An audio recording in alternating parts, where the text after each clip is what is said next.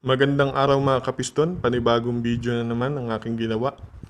Ngayong araw na to mga kapiston, ituturo ko sa inyo kung paano ang tamang paraan sa pagtanggal at pagkabit ng battery ng iyong sasakyan. Yan yung topic natin ngayon mga kapiston. May tamang paraan mga kapiston sa pagtanggal ng battery at pagkabit ng battery sa ating sasakyan. Hindi yung basta-basta mo na lang siyang tinatanggal. Kapag nagkamali ka kasi mga kapiston, maaaring dumikit yung positive at negative terminal ng battery at magkakaroon niya ng tinatawag na short to ground. Kapag nagkaroon ng short to ground mga kapiston, puputok yung fuse sa ating sasakyan. Halimbawa sa starting system mga kapiston, aksidente mong napagdikit ang positive at negative ng battery, puputok yung fuse sa starting system. Hindi mo mapapa-start yung sasakyan mo kasi may pumutok na fuse. Ngayon, hahanapin mo kung saan yung pumutok na yon, yung pumutok na fuse. Napakalaking problema pa nun mga kapiston. So iniiwasan natin yun mga kapiston. Ulitin ko, iniiwasan nating magdikit ang positive at negative ng battery. Kaya meron tayong tamang paraan sa pagtanggal at pagkabit ng battery. Pero bago ko ituro yun mga kapiston, unawain mo muna itong sasabihin ko. Ang negative mga kapiston ng battery ay konektado yan sa body ng ating sasakyan. Ang negative ng battery ay nakakonect yan sa body ng ating sasakyan. O yung body, yung bakal sa ating sasakyan, yung mga bakal na yan, konektado yan sa negative ng battery. Ngayon, sa pagtanggal ng battery, unahin natin yung sa pagtanggal ng battery mga kapiston. Sa pagtanggal ng battery, unahin mong tanggalin yung negative terminal ng battery. Sunod yung positive terminal. Yun ang tamang paraan sa pagtanggal ng battery. Ulitin ko, unahin mo yung negative, isunod mo yung positive terminal. Kapag magkakabit ka naman ng battery mga kapiston, unahin mo yung positive terminal. Sunod yung negative terminal. Ipapaliwanag ko kung bakit mga kapiston. Halimbawa, magtatanggal ka ng battery mga kapiston. Ang tamang procedure yung sinabi ko, unahin mo yung negative, tama? Unahin mo yung negative, isunod mo yung positive. Kasi mga kapiston, halimbawa nagtatanggal ka ng gusto mo magtanggal ng battery. Kapag inuna mo kasi yung negative, mga kapiston, nakatanggal na yung negative ng battery. Tapos, syempre, tatanggalin mo yung positive. Gumagamit ka ng tools.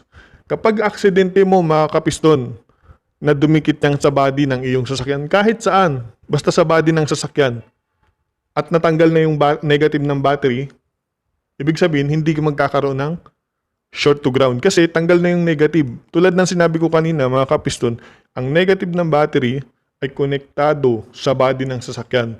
Ngayon, kapag hindi mo yan tinanggal at inuna mo ang positive, halimbawa, mali yung procedure mo, inuna mo yung positive sa pagtanggal ng battery. Tapos, aksidenteng dumikit mga kapiston, aksidenteng dumikit sa body ng sasakyan. Magkakaroon yun ng short to ground kasi nakakabit pa yung negative mo. Pero kung inuna mo yung negative mga kapiston at kahit yan dumikit sa body, yung tools na ginagamit mo, hindi magkakaroon ng short to ground kasi nakatanggal yung negative mo. Sa pag-install ng battery o pagkabit ng battery, tulad ng sinabi ko kanina mga kapiston, unahin mo yung positive terminal ng battery. Isunod mo yung negative terminal ng battery. Bakit kailangan nating unahin ang positive at isunod ang negative terminal ng battery? Ganito yon mga kapiston. Kapag kasi inuna mo ang positive terminal ng battery at hinihigpitan mo ito gamit ang tools at aksidente mong dumikit yung tools na ginagamit mo sa body ng sasakyan, okay lang. Walang short to ground na mangyayari kasi nakatanggal yung negative terminal mo. Hindi pa yung konektado sa body kasi nakatanggal pa kasi. So ang mangyayari, walang short to ground na mangyayari. Kaya yun ang tamang procedure. Unahin mo muna yung positive terminal ng battery para kahit maidikit mo yung tools sa body ng sasakyan, okay lang kasi hindi pa nakakabit yung negative. Naintindihan mo ba mga kapiston? Halimbawa, mag-i-install ka ng battery, maling paraan yung ginawa mo, inuna mo yung negative. Halimbawa, inuna mo yung higpitan yung negative ng battery. Okay na, nahigpitan mo na yung negative ng battery. Isinunod mo ngayon ang positive. Habang naghihigpit ka mga kapiston ng positive terminal ng battery, yung tools na ginagamit mo, aksidente mong naidikit sa body. Ano mangyayari? Magkakaroon ng short to ground. Kasi yung negative mga kapiston, nakakonect na. Inuna mo kasi yung negative. Tulad ng sinabi ko, ang negative ng battery ay konektado sa body. Kaya magkakaroon niya ng short to ground. Puputok ang fuse sa iyong sasakyan mga kapiston. Malaking problema yon. Hahanapin mo pa yon mga kapiston. Parang hindi mo mapa-start ang iyong sasakyan mga kapiston. May mga design ng sasakyan mga kapiston na nakatago ang negative.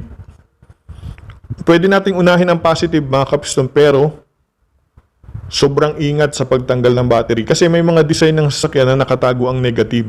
Doon lang natin uunahin ang positive kapag magtatanggal tayo ng battery. Pero doble ingat ka mga kapiston kasi may posibilidad na madisgrasya ka kapag naibabad mo ang positive. Pag napagdikit mo ang positive at negative sa matagal o matagal mong naibabad, malaking disgrasya yan mga kapiston. Maaring maaksidente ka. Yun ang iniiwasan natin mga kapiston. Kaya meron tayong tamang paraan sa pagtanggal at pagkabit ng battery ng sasakyan.